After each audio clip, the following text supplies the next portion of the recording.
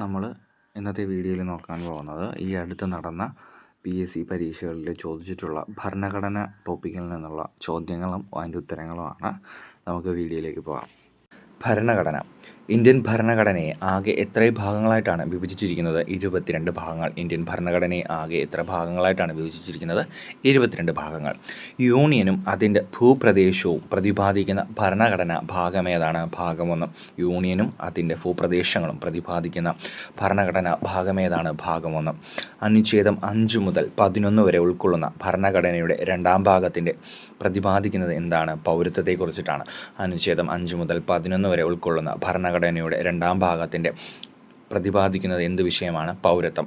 മൗലിക അവകാശങ്ങൾ ഭരണഘടന ഏതു ഭാഗത്തിലാണ് പ്രതിപാദിച്ചിരിക്കുന്നത്? ഭാഗം 3-ലാണ്. മൗലിക അവകാശങ്ങൾ ഭരണഘടനയുടെ ഏതു ഭാഗത്തിലാണ് പ്രതിപാദിച്ചിരിക്കുന്നത്? ഭാഗം 3. ഇന്ത്യൻ ഭരണഘടനയിലെ 8-ാം പട്ടിക ഏത് വിഷയവുമായി ബന്ധപ്പെട്ടിരിക്കുന്നു?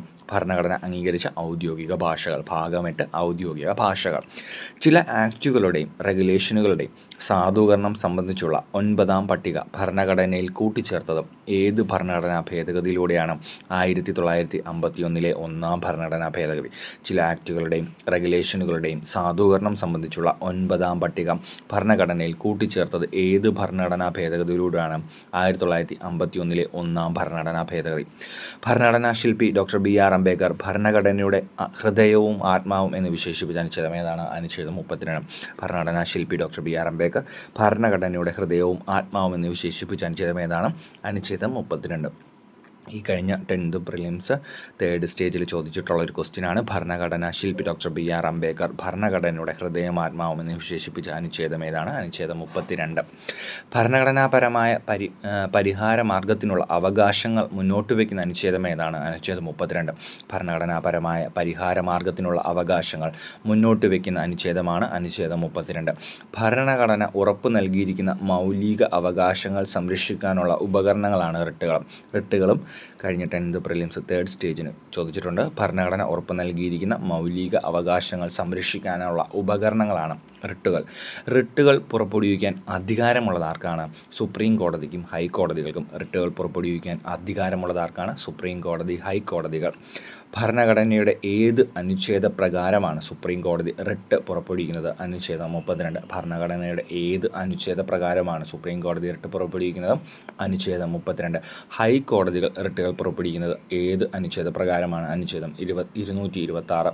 ഹൈക്കോടതികൾ റിട്ടുകൾ പുറപ്പെടുവിക്കാൻ അധികാരം നൽകുന്ന അനുച്ഛേദം ഏതാണ്? അനുച്ഛേദം 226.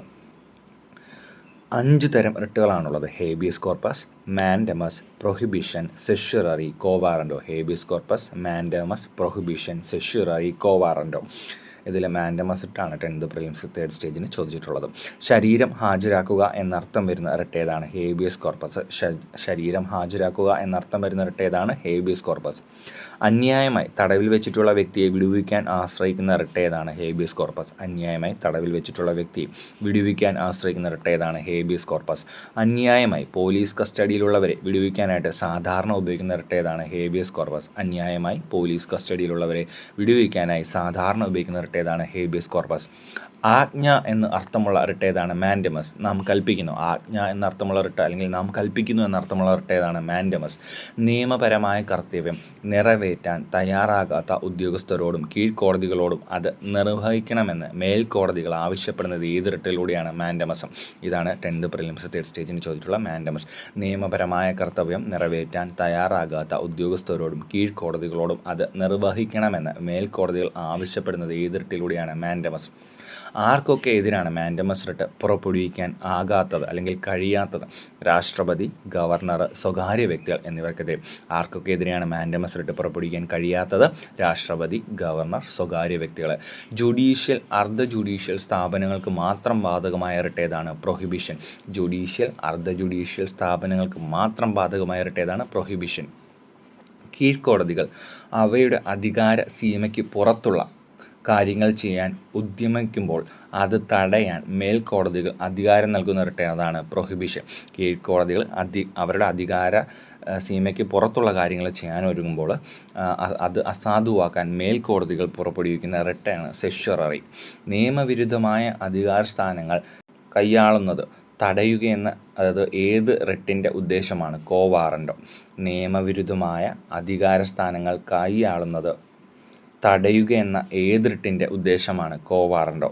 സർക്കാർ, അർദ്ധ സർക്കാർ സ്ഥാപനങ്ങളുടെ പദവികൾ വഹിക്കാനുള്ള ഒരു വ്യക്തിയുടെ അവകാശവാദത്തിൻ്റെ നിയമസാധുത പരിശോധിക്കുന്ന റിട്ടാണ് കോ വാറൻറ്റോ. സർക്കാർ, അർദ്ധ സർക്കാർ സ്ഥാപനങ്ങളുടെ പദവികൾ വഹിക്കാനുള്ള ഒരു വ്യക്തിയുടെ അവകാശവാദത്തിൻ്റെ നിയമസാധുത പരിശോധിക്കുന്ന റിട്ട് ഏതാണ്? കോ വാറൻറ്റോ.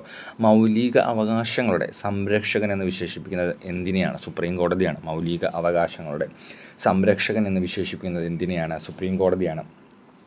അറിയാനുള്ള അവകാശം, വിവരാവകാശം എന്നിവ ഏത് അനുച്ഛേദത്തിൻ്റെ പരിധിയിൽപ്പെടുന്ന അവകാശങ്ങളാണെന്നാണ് സുപ്രീം കോടതി വ്യക്തമാക്കിയിട്ടുള്ളത്? അനുച്ഛേദം 19(1). അറിയുവാനുള്ള അവകാശം, അതുപോലെ തന്നെ വിവരാവകാശം എന്നിവ ഏത് അനുച്ഛേദത്തിൻ്റെ പരിധിയിൽപ്പെടുന്നവയാണ് എന്നാണ് സുപ്രീം കോടതി വ്യക്തമാക്കിയിട്ടുള്ളത്? അനുച്ഛേദം 19(1). ഇന്ത്യൻ ഭരണഘടനയിൽ പത്രപ്രവർത്തനത്തിനുള്ള സ്വാതന്ത്ര്യത്തെപ്പറ്റി പറയുന്ന അനുച്ഛേദം ഏതാണ്? പ്രത്യേകിച്ചും എടുത്തു പറയുന്നില്ല. ഇന്ത്യൻ ഭരണഘടനയിൽ പത്രപ്രവർത്തനത്തിനുള്ള സ്വാതന്ത്ര്യത്തെപ്പറ്റി പ്രതിപാദിക്കുന്ന ആർട്ടിക്കിൾ ഏതാണ്? അതിനെക്കുറിച്ച് പ്രത്യേകം എടുത്തു പറയുന്നില്ല. രമേശ് താപ്പറും സ്റ്റേറ്റ് ഓഫ് മദ്രാസും തമ്മിൽ നടന്ന കേസിലും ബ്രിജ് ഭൂഷണും സ്റ്റേറ്റ് ഓഫ് ഡൽഹിയും തമ്മിൽ നടന്ന കേസിലും ഏത് വിഷയം അഭിപ്രായ പ്രകടന സ്വാതന്ത്ര്യത്തിൻ്റെ ഒഴിവാക്കാനാവാത്ത ഭാഗമാണെന്നാണ് സുപ്രീം കോടതി വ്യക്തമാക്കിയിട്ടുള്ളത്? പത്രസ്വാതന്ത്ര്യം. അത് ഏത് ആർട്ടിക്കിളിൽ തന്നെയാണ് വരുന്നത്? 19(1) തന്നെയാണ് വരുന്നത്. അഭിപ്രായ സ്വാതന്ത്ര്യത്തിൽ തന്നെയാണ് പത്രസ്വാതന്ത്ര്യത്തെക്കുറിച്ചും പറയുന്നത്. 3 സംരക്ഷണങ്ങൾ എന്നറിയപ്പെടുന്ന ഭരണഘടനാ അനുച്ഛേദം ഏതാണ്? അനുച്ഛേദം 20 3 സംരക്ഷണങ്ങൾ എന്നറിയപ്പെടുന്ന ഭരണഘടനാ അനുച്ഛേദം ഏതാണ്? അനുച്ഛേദം 20. ക്രിമിനൽ നിയമങ്ങൾ മുൻകാല പ്രാബല്യത്തോടെ പാസ്സാക്കാൻ പാടില്ല എന്ന് നിഷ്കർഷിക്കുന്ന അനുച്ഛേദം ഏതാണ്? അനുച്ഛേദം 20(1). ക്രിമിനൽ നിയമങ്ങൾ മുൻകാല പ്രാബല്യത്തോടെ നടപ്പാക്കാൻ പാടില്ല എന്ന് നിഷ്കർഷിക്കുന്ന അനുച്ഛേദം ഏതാണ്? അനുച്ഛേദം 20(1). ഒരു വ്യക്തിയെ ഒരു കുറ്റത്തിന് ഒന്നിലധികം തവണ വിചാരണ ചെയ്യാനോ ശിക്ഷിക്കാനോ പാടില്ലെന്ന് വ്യക്തമാക്കുന്ന അനുച്ഛേദം ഏതാണ്? അനുച്ഛേദം 20(2). ഒരു വ്യക്തിയെ ഒരു കുറ്റത്തിന് ഒന്നിലധികം തവണ വിചാരണ ചെയ്യാനോ ശിക്ഷിക്കാനോ പാടില്ല എന്ന് വ്യക്തമാക്കുന്ന അനുച്ഛേദം ഏതാണ്? അനുച്ഛേദം 22. കുറ്റം ആരോപിക്കപ്പെട്ട ഒരു വ്യക്തിയെ അയാൾക്കെതിരായി തെളിവ് നൽകാൻ പ്രേരിപ്പിക്കാൻ പാടില്ല എന്ന് വ്യക്തമാക്കുന്ന അനുച്ഛേദം ഏതാണ്? അനുച്ഛേദം 23. കുറ്റം ആരോപിക്കപ്പെട്ട വ്യക്തിയെ അയാൾക്കെതിരായി തെളിവ് നൽകാൻ പ്രേരിപ്പിക്കാൻ പാടില്ല എന്ന് വ്യക്തമാക്കുന്ന അനുച്ഛേദം ഏതാണ്? അനുച്ഛേദം 23. മൗലിക അവകാശങ്ങളുടെ അടിത്തറ എന്ന് വിളിക്കപ്പെടുന്ന ഭരണഘടനാ അനുച്ഛേദം ഏതാണ്? അനുച്ഛേദം 21. ജീവനും വ്യക്തി സ്വാതന്ത്ര്യമുള്ള സംരക്ഷണമാണ് അനുച്ഛേദം 21. മൗലിക അവകാശങ്ങളുടെ അടിത്തറ എന്ന് വിളിക്കുന്ന ഭരണഘടനാ അനുച്ഛേദം ഏതാണ്? അനുച്ഛേദം 21.